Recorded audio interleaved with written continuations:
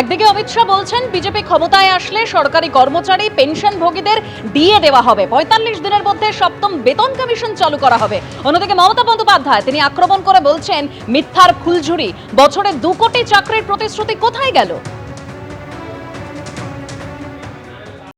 सभी सरकारी कर्मचारियों व पेंशन भोगियों के लिए डीए सुनिश्चित किया जाएगा और 45 दिन के अंदर ही 7वें वेतन आयोग को लागू कर सभी कर्मचारियों का सम्मान करने का काम नई बनने वाली भारतीय जनता पार्टी की सरकार करेगी। বড় বড় ভাষণ দেয় ইলেকশনের আগে, ৩,০০০ দেবো, ৫,০০০ দেবো, ১০,০০০ দেবো।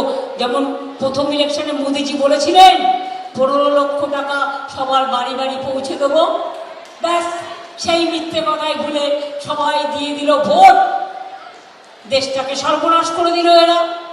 ১ টাকাও পেয়েছেন কারো ব্যাংক অ্যাকাউন্টে? আজ পর্যন্ত পেয়েছেন? তারপরে বুঝতে পারছেন মিথ্যের ফুলঝুরি কারা? বলে এক করে এক।